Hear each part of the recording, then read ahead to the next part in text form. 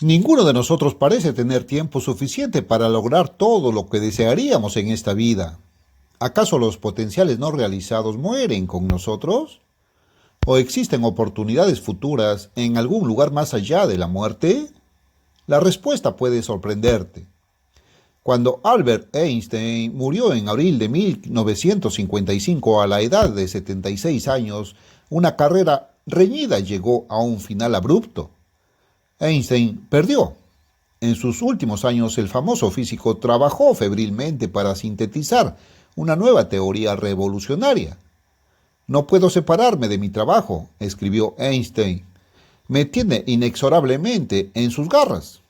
Era una carrera contra el tiempo y el tiempo ganó.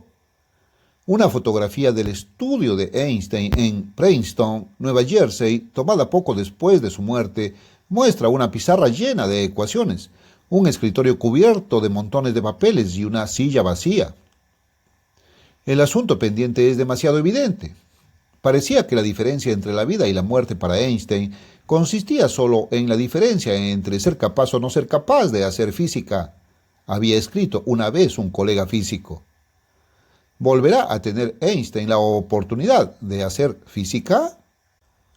El tiempo y la marea no esperan a nadie, observa un proverbio inglés. Para la mayoría, el tiempo pasa demasiado rápido.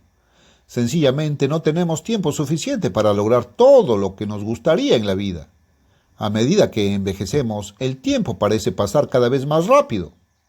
Luego, inevitablemente, llega el fin.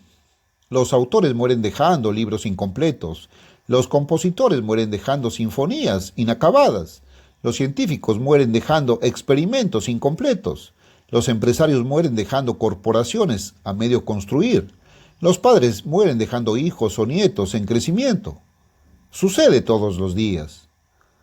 Todos conocemos la proverbial historia de la parca con cara de calavera y guadaña, la personificación de la muerte. Su víctima humana invariablemente intenta convencer a la parca de que no le quite la vida, pero sin éxito. Pero tengo esposa e hijos, suplica el hombre condenado. Oh, pero las cosas finalmente están empezando a ir bien para mí. No puedo morir ahora. Oh, estoy en medio de un proyecto importante, necesito más tiempo. Estos son a menudo los pensamientos que surgen cuando uno se enfrenta a la perspectiva de la muerte.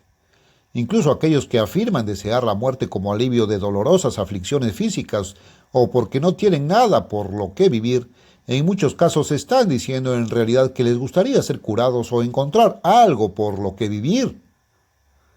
Para la gran mayoría de las personas, la mente se rebela contra el pensamiento de la muerte. La muerte se considera un enemigo. De hecho, la Biblia la califica como tal. 1 Corintios 15:26. La negativa del hombre a aceptar su propia mortalidad se evidencia claramente hoy en día de muchas maneras. A medida que pasan los años, muchas personas comienzan a experimentar una crisis de imagen corporal. Cada vez más, personas recurren a la cirugía estética en un intento de recuperar al menos la apariencia de la juventud perdida. En busca de un remedio más sustancial, los investigadores están trabajando arduamente para descubrir formas de prolongar realmente la vida humana. Se han ideado innumerables dietas, planes de ejercicio, terapias con vitaminas y medicamentos y otros enfoques que se consideran eficaces para rejuvenecer cuerpos no tan jóvenes. Es cierto que la comida sí hace una diferencia, que el ejercicio es beneficioso, que algunos medicamentos son eficaces para prolongar la juventud. Pero, ¿mantenerse joven para siempre? No. Con el tiempo, el cuerpo físico simplemente se desgastará, como lo hacen todas las cosas físicas. Esto se puede posponer, pero no prevenir. Es inevitable. Y aunque la muerte llegue finalmente a los 80, 100 o 120 años, para la mayoría sigue siendo demasiado pronto. Algunas personas han llegado incluso al extremo de congelar y almacenar sus cuerpos en el momento de la muerte, con la esperanza de ser reanimados en algún momento futuro, cuando los avances en el conocimiento científico hagan posible tal hazaña. Aunque la mayoría de los científicos siguen teniendo grandes dudas sobre las perspectivas de éxito, el hecho mismo de que se congelen los cuerpos muestra lo desesperados que están, algunos por aferrarse a la vida física. En ausencia del descubrimiento de una droga que nos revitalice la vida, no nos queda otra alternativa que considerar la muerte como algo inevitable. Está establecido que los hombres mueran una sola vez, declara la Biblia, Hebreos 9:27. ¿Qué pasa entonces con los planes incompletos? ¿Con las ambiciones incumplidas? ¿Con los sueños no realizados? ¿Morirán con nosotros para nunca ser realizados? ¿O hay oportunidades futuras en algún lugar más allá de la muerte? Algunos quieren hacernos creer que no hay nada después de la muerte, que esta vida física transitoria es todo lo que hay. Otros afirman que el alma inmortal de uno pasará a la eternidad en el cielo o en el infierno, dependiendo de la conducta de uno en la vida. La humanidad ha reflexionado sobre estas ideas durante siglos. Pocos, si es que hay alguno, han dejado de preguntarse, ¿qué sigue? La respuesta a esta candente pregunta es que hay un futuro más allá de la muerte. ¿Y qué futuro tan profundo e inspirador es? Lo que Dios tiene reservado para la humanidad, como se demostrará ampliamente, es una eternidad de actividad productiva, creativa y absorbente. Él nos ofrece oportunidades ilimitadas, como sus hijos e hijas inmortalizados, para realizar nuestros muchos potenciales no realizados, para embarcarnos en aventuras de aprendizaje y realización, con las que tal vez nunca hubiéramos soñado durante nuestras vidas físicas. Antes de examinar este gran destino con mayor detalle, es importante aclarar un punto que se ha malentendido ampliamente. No estamos describiendo aquí un futuro destinado a unos pocos exclusivos. Más bien, será el destino de la abrumadora mayoría de todas las personas que viven ahora o han vivido alguna vez. Entiendan esto. La gran mayoría de las personas que han vivido nunca han oído el nombre de Jesucristo, el único nombre por el cual podemos ser salvos. Hechos 4:12. ¿Qué clase de Dios condenaría a incontables millones de hindúes, budistas, confucianistas y otros sin culpa alguna de su parte?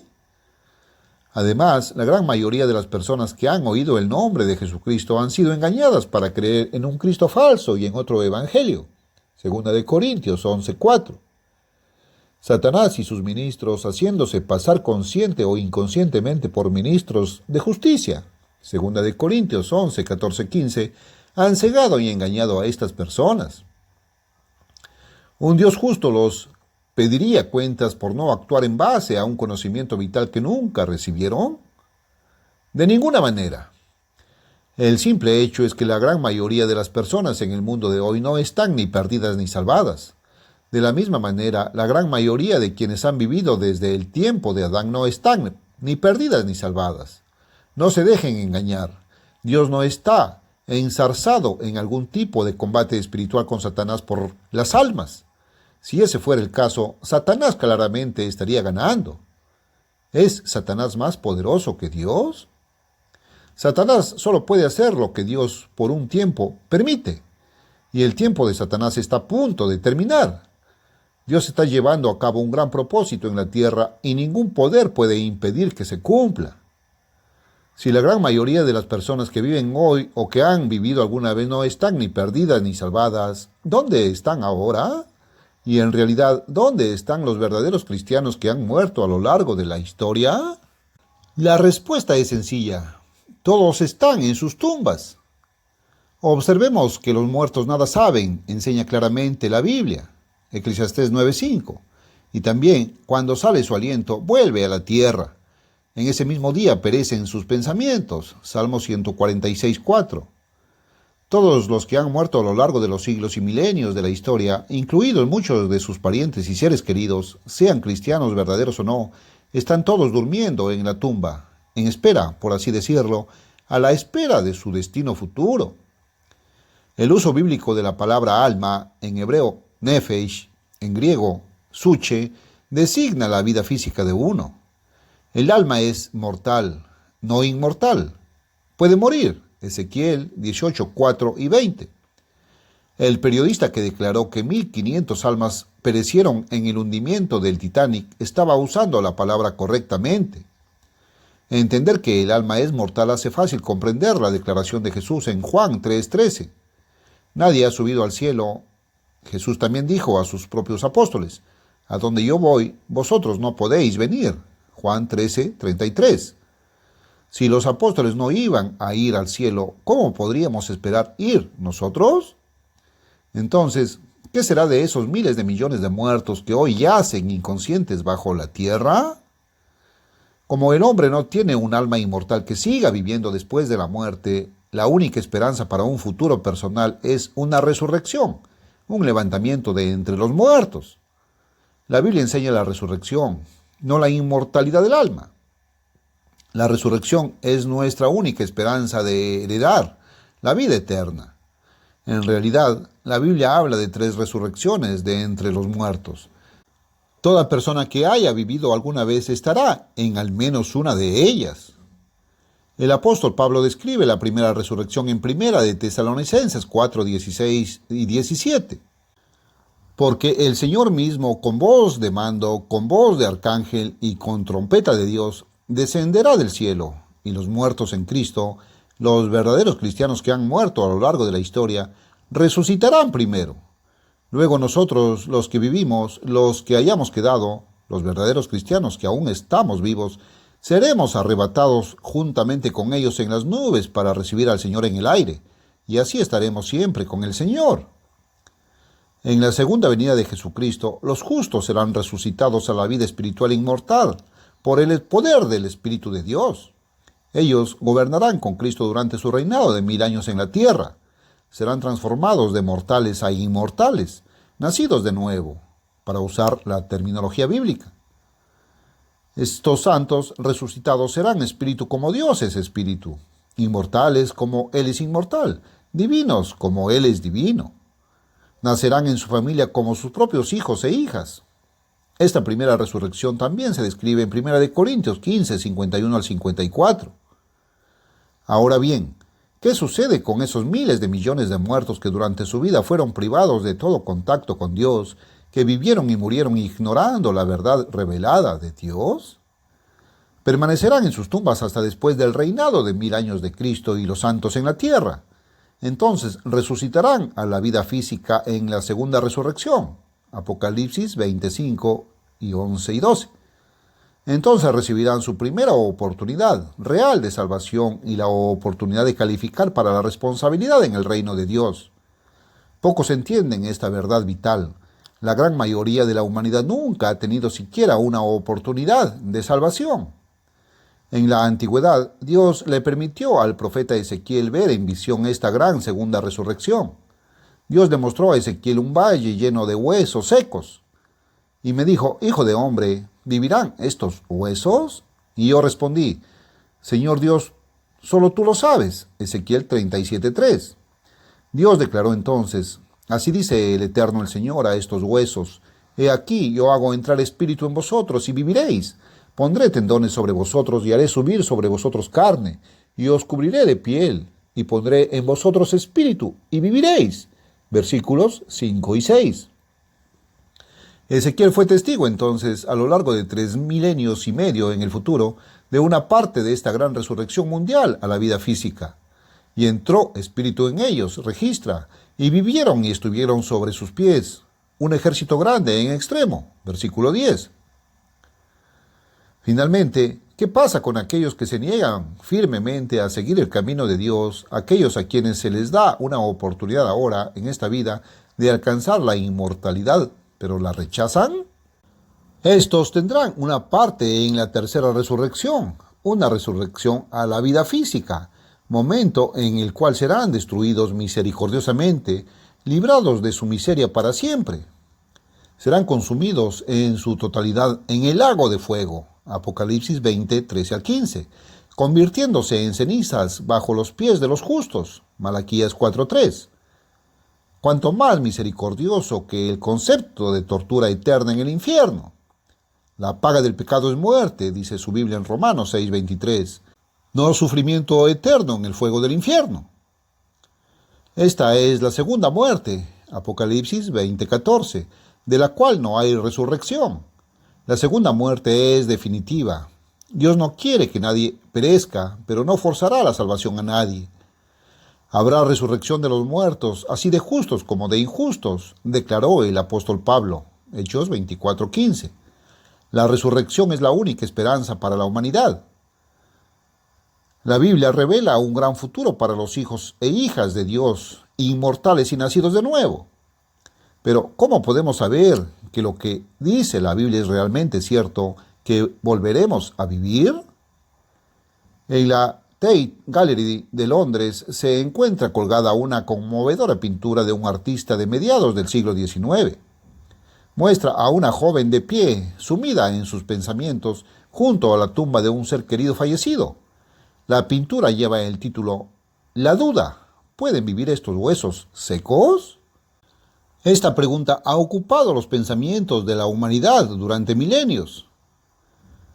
En una lápida de piedra cerca de los pies de la mujer se encuentra un castaño que brota, símbolo de la vida, posiblemente la respuesta velada del artista a la pregunta planteada por el título de la pintura. En la lápida está tallada una inscripción sencilla pero segura. Resurgam, resucitaré. Una declaración poderosa, pero ¿cómo podemos estar seguros? En la antigüedad, el siervo de Dios Job preguntó, ¿si el hombre muere, volverá a vivir? Job 14:14. Job sabía la respuesta. Todos los días de mi vida esperaré hasta que venga mi transformación a la inmortalidad. Tú, Dios, llamarás y yo te responderé. Versículos 14 y 15. Job sabía que llegaría un momento en que Dios lo llamaría de la tumba y le daría vida eterna. Porque yo sé que mi Redentor vive, declaró Job, y al fin se levantará sobre el polvo, y después de deshecha esta mi piel, sin embargo, he de ver a Dios. Job 19, 25 y 26. ¿Por qué estaba Job tan confiado? Léalo de nuevo. Porque yo sé que mi Redentor vive. Podemos saber que habrá una resurrección a la inmortalidad por el hecho mismo de que en un caso ya ha sucedido, y el mismo resucitado, Jesucristo, será el medio para nuestra resurrección.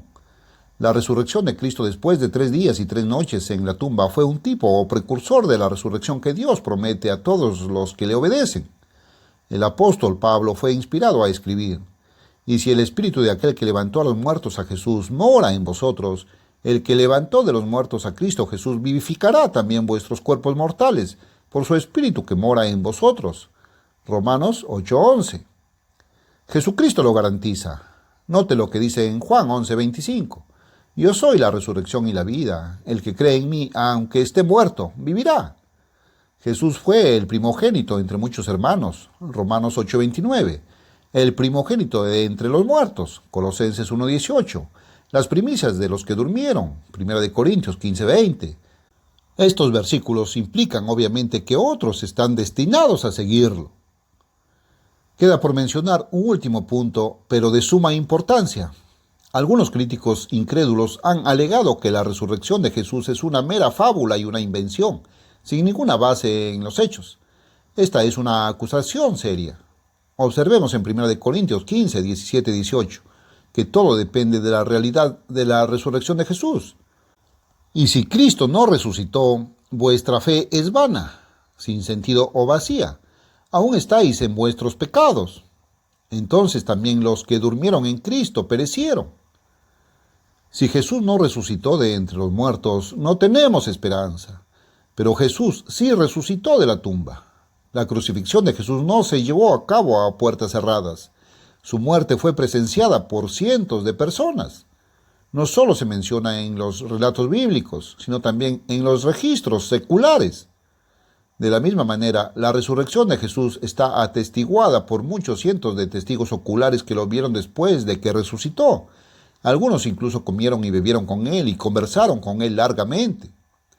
El apóstol Pablo afirma: Dios le levantó de los muertos y se apareció durante muchos días a los que habían subido juntamente con él de Galilea a Jerusalén, los cuales son sus testigos ante el pueblo. Hechos 13, 30, 31. En 1 Corintios 15, 4 al 8, Pablo explica: y que fue sepultado y que resucitó al tercer día, conforme a las Escrituras, y que apareció a Cefas, Pedro, y después a los 12. Después apareció a más de 500 hermanos a la vez, de los cuales muchos viven hasta ahora, después apareció a Jacobo, después a todos los apóstoles, y al último de todos me apareció a mí. Como resume Lucas en Hechos 1:3, a ellos también, después de haber padecido, se les presentó vivo con muchas pruebas indubitables, apareciéndoseles durante 40 días y hablándoles acerca del reino de Dios. Los hombres no se convierten en mártires de lo que saben que es falso. La creencia de la iglesia cristiana primitiva era absoluta, basada en el testimonio personal o en el testimonio de testigos oculares. Jesús resucitó de entre los muertos. El hecho de su resurrección está tan firmemente establecido como el asesinato de Julio César. Y Él, Cristo, de la misma manera, transformará el cuerpo de la humillación nuestra para que sea semejante al cuerpo de la gloria suya. Filipenses 3:21. Este es nuestro destino, si elegimos aceptarlo. Como santos resucitados, glorificados e inmortalizados, nacidos en la familia de Dios como sus hijos divinos, heredaremos todas las cosas. Apocalipsis 21:7. Y reinaremos o gobernaremos por los siglos de los siglos. Apocalipsis 22:5. Heredaremos la inmensidad del universo entero. Será nuestro para trabajar con Él por toda la eternidad. Las palabras de Hebreos 2:8 finalmente se cumplirán. Todo lo sujetaste bajo sus pies del hombre. Habrá nuevos mundos que construir, nuevos horizontes que conquistar, un universo entero que moldear y dar forma. Y para lograrlo se nos concederán poderes y habilidades inimaginables, sin las limitaciones físicas del tiempo y el espacio. Nada estará más allá de nuestro potencial. Este es el futuro fantástico que se nos ofrece. ¿Qué hará usted al respecto?